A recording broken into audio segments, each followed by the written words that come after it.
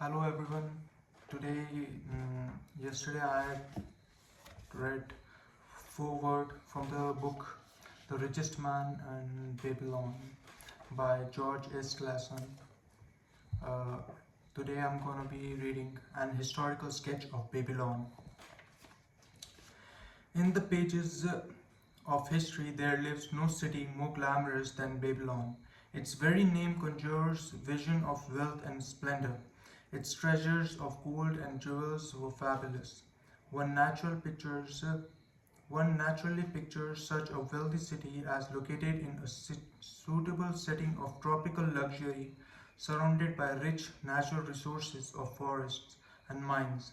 Such was not the case. It was located beside the Euphrates River in a flat, arid valley. It has no forest, no mines, not even stone for building. It was not even located upon a natural trade route. The rainfall was insufficient to raise crops. Babylon is an outstanding example of man's ability to achieve great objectives using whatever means are at his disposal. All of the resources supporting this large city were man developed. All of its riches were man made. Babylon possessed just two natural resources, a fertile soil and water in the river. With one of the greatest engineering accomplishments of this or any other day, Babylonian engineers diverted the waters from the river by means of dams and immense irrigation canals. Far out across that arid valley went these canals to pour the life-giving waters over the fertile soil. This ranks among the first engineering feats known to history. Such abundant crops as were the reward of this irrigation system the world had never seen before. Unfortunately, Fortunately, during its long existence, Babylon was ruled by successive lines of kings to whom conquest and plunder were but incidental. While it engaged in many wars, most of these were local or defensive against ambitious conquerors from other countries who covered the fabulous treasures of Babylon. The outstanding rulers of Babylon live in history because of their wisdom, enterprise, and justice. Babylon produced no strutting monarchs or who sought to conquer the known world that all nations might pay homage to their egotism. As a city, Babylon exists no more. When those energizing human forces that built and maintained the city for thousands of years were withdrawn, it soon became a deserted ruin. The site of the city is in Asia, about 600 miles east of the Suez Canal, just north of the Persian Gulf. The latitude is about 30 degrees above the equator, practically the same as that of Yuma, Arizona. It possessed a climate similar to that of this American city, hot and dry. Today, this valley of the Euphrates, once a populous irrigated farming district, is again a windswept arid waste. Scant grass and desert shrubs strive for existence against the wind-blown sands.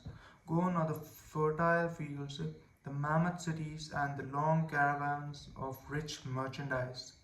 Nomadic bands of Arabs securing a scant living by tending small herds are the only inhabitants.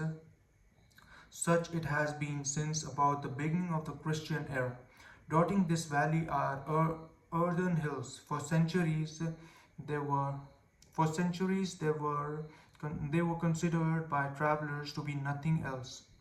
The attention of archaeologists were finally attracted to them because of broken pieces of pottery and brick washed down by the occasional rainstorms.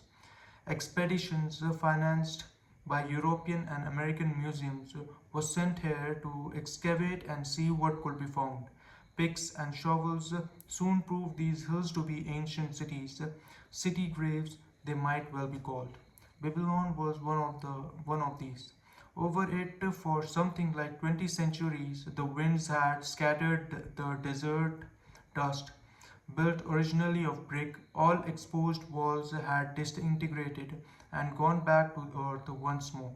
Such is Babylon, the wealthy city today, a heap of dirt, so long abandoned that no living person even knew its name until it was discovered by carefully removing the refuse of centuries from the streets and the fallen wreckage of its noble temples and palaces. Many scientists considered the civilization of Babylon and other cities in this valley to be the oldest of which there is a definite record. Positive dates have been proved reaching back 8,000 years. An interesting fact in this connection is the means used to determine these dates uncovered in the mm, ruins of Babylon were descriptions of an eclipse of the sun. Modern astronomers readily computed the time when such an eclipse visible in Babylon occurred and thus established a known relationship between their calendar and our own. In this way, we have proved that 8,000 years ago, the Sumerites who inhabited Babylonia were living in walled cities. One can only conjecture for how many centuries previous such cities had existed. Their inhabitants were not mere barbarians living within protecting walls. They were an educated and enlightened people.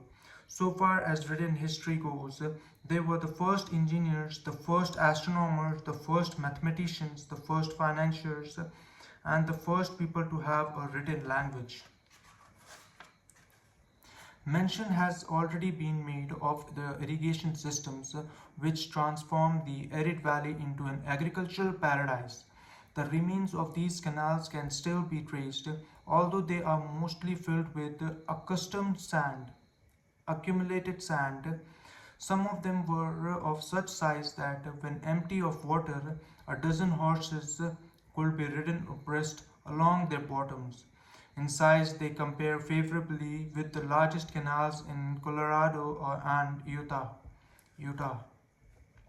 In addition to irrigation, the Valley Lands Babylonian engineers completed another project of similar magnitude.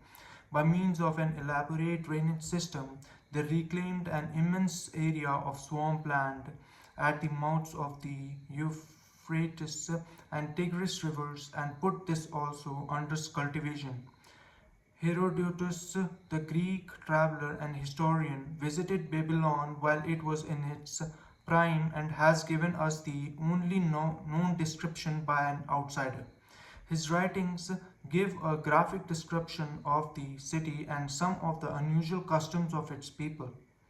He, he mentions the remarkably He mentions the remarkable fertility of the soil and the bountiful harvest of wheat and barley which they produced. The glory of Babylon has faded, but its wisdom has been preserved for us. For this we are indebted to their forms of records. In that distant day, the use of paper had not been invented. Instead, they laboriously engraved their writing upon tablets of moist clay. When completed, these were baked and became hard-tile. In size, they were about 6 by 8 inches and an inch in thickness. These clay tablets, as they are commonly called, were used much as we use modern forms of writing. Upon them were engraved legends, poetry, history, transcriptions of royal decrees, the laws of the land, titles to property, promissory notes, and even letters which were dispatched by messengers to distant cities. From these clay tablets, we are permitted an insight into the intimate personal affairs of the people. For example, one tablet, evidently from the records of a country storekeeper, relates that upon the given date, a certain named customer brought in a cow and exchanged it for 7 sacks of wheat, 3 being delivered at the time and other 4 to await the customer's pleasure. Safely buried in the wrecked cities, archaeologists have recovered entire libraries of these tablets, hundreds of thousands of them. One of the outstanding wonders of Babylon was the immense walls surrounding the city. The ancients ranked them with the Great Pyramid of Egypt as belonging to the seven wonders of the world. Queen Semiramis is credited with having erected the first walls during the early history of the city. Modern excavators have been unable to find any trace of the original walls, nor is their exact height unknown. From mention made by early writers, it is estimated they were about 50 to 60 feet high, faced on the outer side with burnt brick and further protected by a deep moat of water. The later and more famous walls were started about 600 years before the time of Christ by King Nabopolassar. Upon such a gigantic scale did he plan the rebuilding. He did not live to see the work finished. This was left to his son Nebuchadnezzar, whose name is familiar in biblical history. The height and length of these later walls staggers belief. They are reported upon reliable authority to have been about 160 feet high, the equivalent of the height of a modern 15-story office building. The total length is estimated as between 9 and 11 miles. So wide was the top that a six-horse carriage could be driven around them. Of this tremendous structure, little now remains except portions of the foundations and the moat.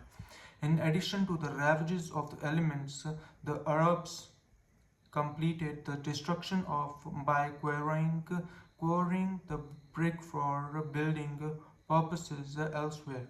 Against the walls of Babylon marched in turn the victorious armies of almost every conqueror of that age of wars of conquest.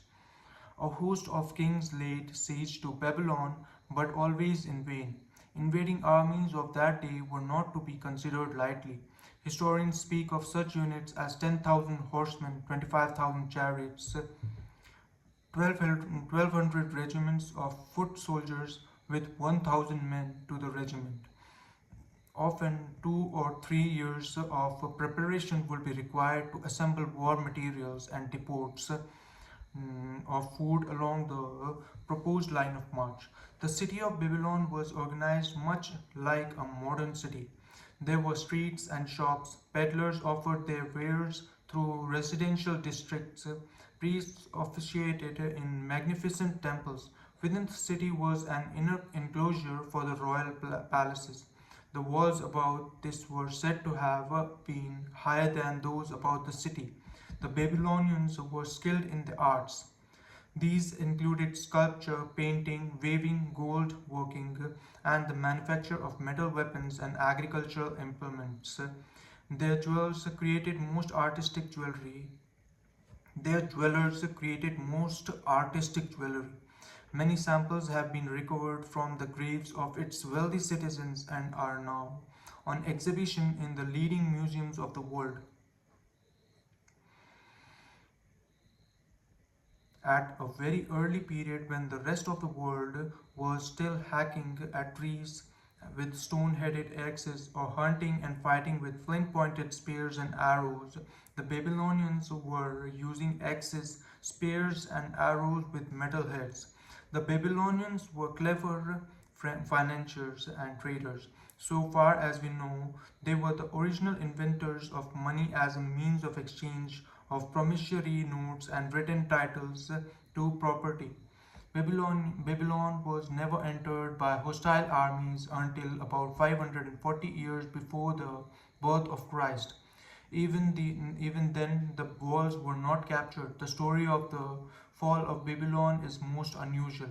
Cyrus, one of the great conquerors of that period, intended to attack the city and hoped to take its impregnable walls. Advisors of Nabonidus, the king of Babylon, persuaded him to go forth to meet Cyrus and give him battle without waiting for the city to be besieged. In the succeeding defeat to the Babylonian army, it fled away from the city. Cyrus thereupon entered the open gates and took possession without resistance. Thereafter, the power and prestige of the city gradually waned until, in the course of a few hundred years, it was eventually abandoned, deserted, left for the winds and storms to level once again to that desert earth from which its grandeur had originally been built. Babylon had fallen never to rise again, but to its civilization owes much. The eons of time have crumbled to dust, and the eons of time have crumbled to dust the proud walls of its temples, but the wisdom of Babylon endures. Thank you so much for listening to this. Now, the next chapter that will be tomorrow is going to be The Man Who Desired Gold. Thank you so much.